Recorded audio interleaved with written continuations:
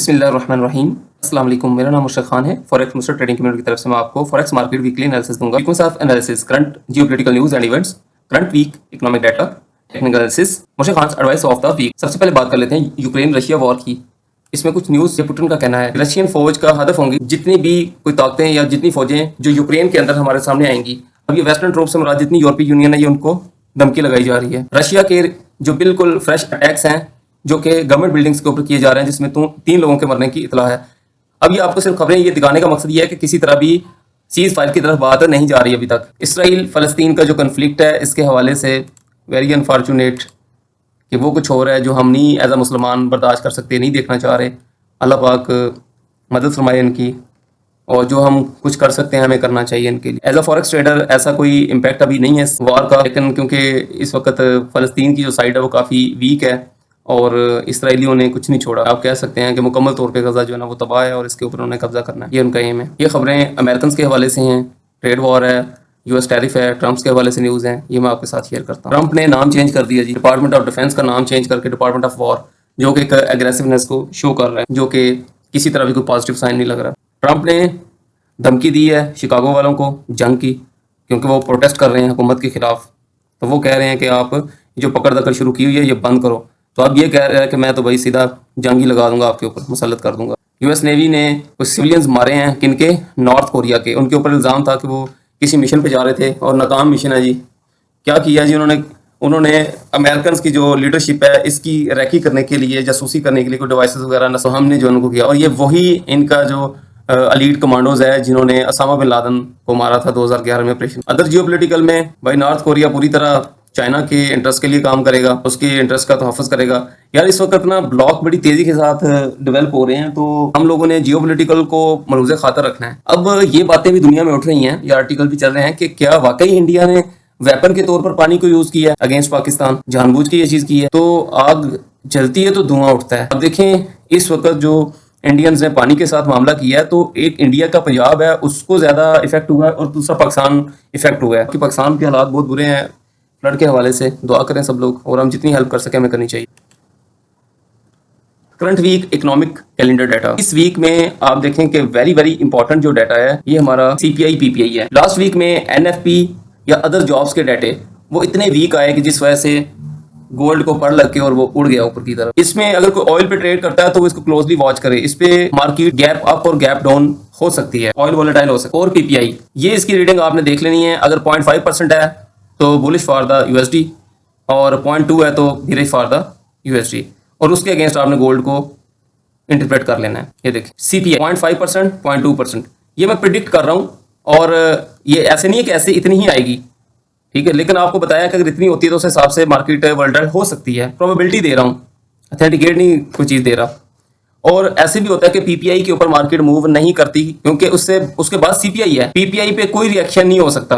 ऐसे भी कई दफ़ा हुआ है, और सीपीआई का वेट करती है मार्केट, ठीक है। ये आपने रीडिंग्स देख लेनी है उस हिसाब से। अनएम्प्लॉयमेंट का डाटा ये हर वीक में आता है, और यूनिवर्सिटी ऑफ मिशिगन का कंज्यूमर सेंटीमेंट है, यह आपने देखना है। इस रीडिंग्स के हिसाब से आया तो मार्केट बिरिश या बुलिश होगी यूएसडी की, और उसके अगेंस्ट उसने गोल्ड ने मूव करना है। टेक्निकल एनालिसिस, ये लेवल है जो निकाले गए हैं, इन लेवल्स को आपने चार्ट्स के ऊपर मार्क कर लेना है।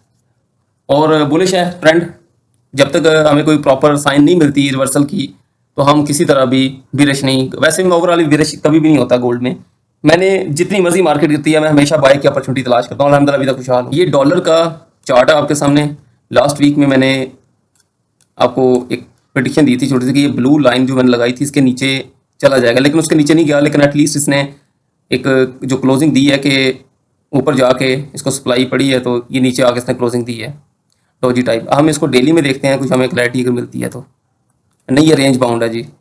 रेंज बाउंड जब भी होगी तो हमारे लिए कन्फ्यूजन पैदा करती है। अब जब तक ये इस रेंज को नहीं छोड़ता हम किसी तरह भी इसको नहीं समझ सकते कि ये ऊपर जाएगी या नीचे जाएगी। ये देखें, ये सिनेरियो है इसका। अगर ये आपको इस तरीके से मूव दिखाती है इस एरिया से, एक तो ये सिनेरियो हो सकता है, एक सिनेरियो इसका यूं होगा, ये देखें, इस एरिया को काटना पड़ेगा इसको, और ज़्यादा प्रोबेबिलिटी इसी चीज़ की है। उसकी रीज़न ये है कि रेट कट नज़दीक आता जा रहा है। रेट कट की सूरत में ये इस एरिया को तोड़ देगा ये। और दूसरी प्रोबेबिलिटी इसकी है कि ये यहाँ तक।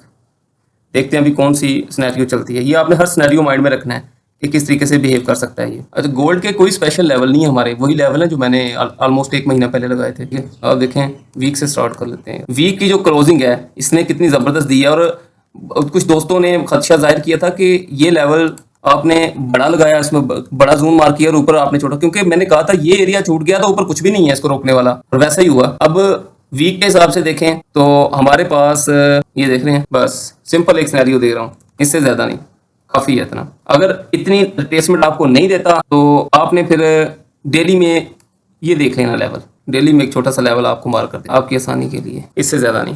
आप देखें कि हमारा एक डेली का, ये डेली का एक लगा था वॉल्यूम, बड़ा अरसा पहले एक वॉल्यूम लगा था, ये वाला, ये वॉल्यूम, और ये देखें हर बंदा कह रहा था गई मार्केट नीचे, अब गई। अब इसने यहाँ पे सिर्फ छोटी सी रिट्रेसमेंट मूव दी है, सिर्फ $100 की, और इसके अगेंस्ट, इस बाइंग के अगेंस्ट कितनी बड़ी मूव दी है, तो इसका मतलब ये बाइंग थी। और याद रखिएगा वॉल्यूम के बगैर कोई चीज कंफर्मेशन नहीं दे सकते। फॉरेक्स मार्केट में अगर जीना है ना आपने लॉन्ग टर्म, तो वॉल्यूम के बगैर आप ना रहें। वॉल्यूम कंफर्म है कि आपको वॉल्यूम यूज करना पड़ेगा, वॉल्यूम के बगैर कोई गुजारा नहीं है फॉरेक्स मार्केट में।